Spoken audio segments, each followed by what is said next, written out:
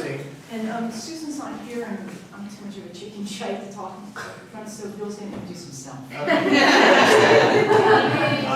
I want to thank Sing and Susan and JFK for inviting me to do this morning's presentation.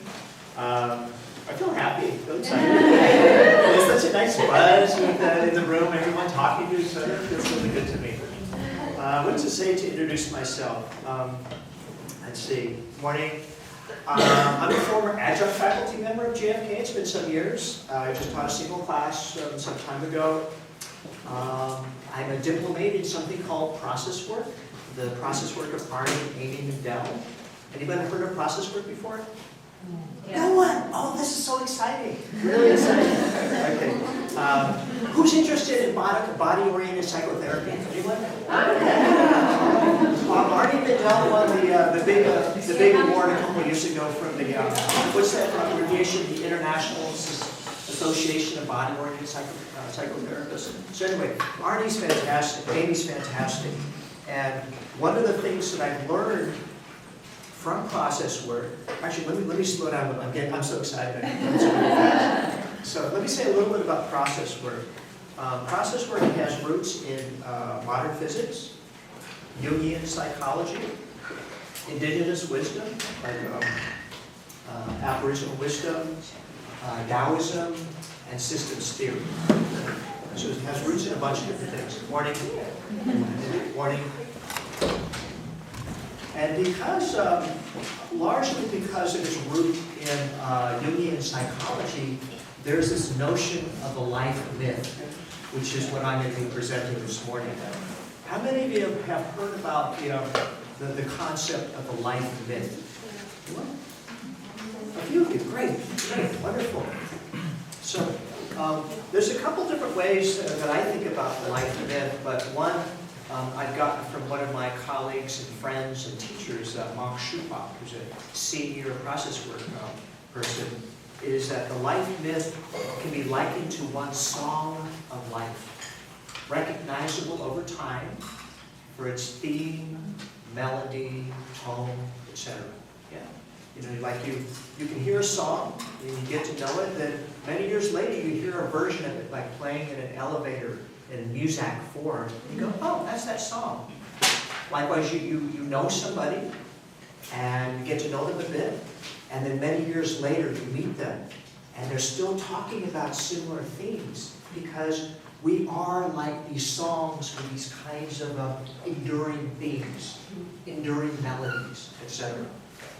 And so, as a therapeutic construct and tool, the life myth I think is really awesome because it's a way to understand some of your clients' most enduring problems, deepest gifts, and themes. So I think it's a good tool. Let's see, what else will I say?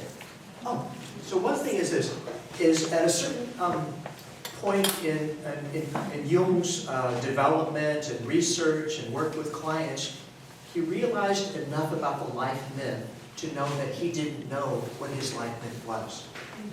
And he realized that it was his task of tasks to find out. And that's from the Jungian dude. Yeah, he didn't know. It's getting warm now. Let me look at my notes for a moment. So anyway, that's what I wanted to do today, is talk a little bit more about the life myth. Do a demonstration. Maybe there's a few of you who would mind volunteering for a demonstration. And then offer a couple of exercises that will give you a kind of an experience of playing with the life myth in your own life, as well as being in a therapeutic role, helping someone start to look at what their life myth may be. How does that sound? Great. Is that good? Yeah. Okay. Let's see here. I feel like asking you something, but I don't know what to ask you. How's it going? How's it going at JFK? Yeah? Thumbs up? All right? Say, are you gonna dig your ears? Yeah. Oh, you betcha. good about the study so far? Almost done. What's that? Seeing clients. Exciting. What else? I'm sorry? I did being terrified. Terrifying. Yes. Terrifying. Including speaking in a group. I noticed that all the time. I start like my voice is shaking. Speaking out in a group, sharing your ideas and opinions among colleagues. Isn't that sometimes scary? Yeah. It's a really funny thing. So let me look at my notes for a second, okay? One of the things I wanted to say about the life myth in terms of therapeutic work is it can be likened to a roadmap of sorts. And I know there's all kinds of roadmaps out there for therapy work. You know, there's the DSM, there's this school of psychology, that school of psychology. So it's just another roadmap, yeah? But if you like it, you like it, and it's a decent roadmap. Here's one thing. So with a life myth, helping a client to clarify it sometimes can be a huge relief because it can offer a reframing of major life challenges as not something that a person necessarily needs to get rid of, even if they could, but as part and parcel of the deepest fabric and meaning of their life. Because the life myth often is a combination of what's most difficult and what makes the person great. Yeah, it has that kind of funny combination usually, I've found. Now here's the other thing. How many of you have dreams at night and you wake up and you go, what the hell was that? Yeah. And why is that? What do you think? Why is that? Why are dreams so difficult to understand so often? What do you think? They're symbolic. That's it! You got it! Thank you! I'm working with a middle school lately, so every time someone says something, we high five.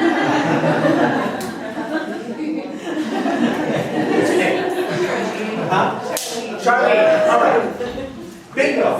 That's the word that I want to say. It's because dreams come to us in a symbolic form. And that's, in a sense, how the life myth appears to us in life. It appears to us in a dream-like manner. And therefore, you can be a smart, self-aware, reasonably successful person who has a reasonably meaningful life and not know what your life myth is. I had been in therapy for years, and I didn't know what my life myth was until I had a half-hour phone therapy session with Arnie Mindell. And maybe I'll tell you this. So, we were working on my earliest repetitive childhood dream. Yeah. And this also starts to talk about different schools of psychology. And the dream had three parts. The first part was this. There was an empty soccer field or football field, bagpipes playing in the background. Second scene, a city, incredibly dirty. I mean, just incredibly dirty, no people. Next scene, another city, no people. So clean, it was as uncomfortable or more, like I had this feeling in that it was so uncomfortable. The city was so clean, it was viscerally uncomfortable. That was the dream. And it was a nightmare. I would wake up as a kid. This thing was like so frightening, this dream. And when he asked me my associations to each of the parts, because as Charlene had said, these are symbols, right? So I had to think about my associations to these symbols of the athletic field. And for me, looking back as an adult, I was thinking, it reminds me of being picked almost last for team sports. Yeah?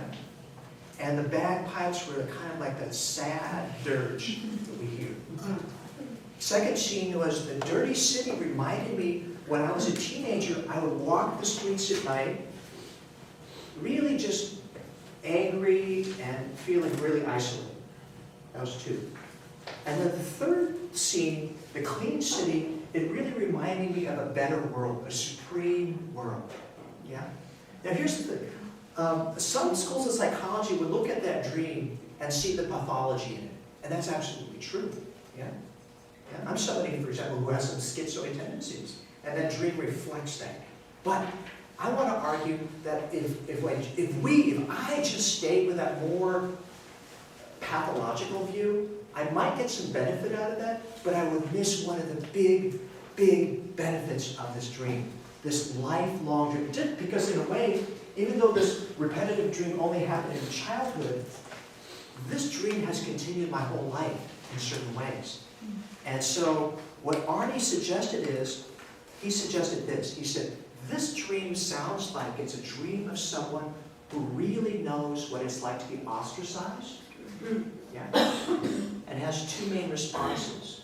One is the dirty response of anger and pain, and the clean response of transcendence.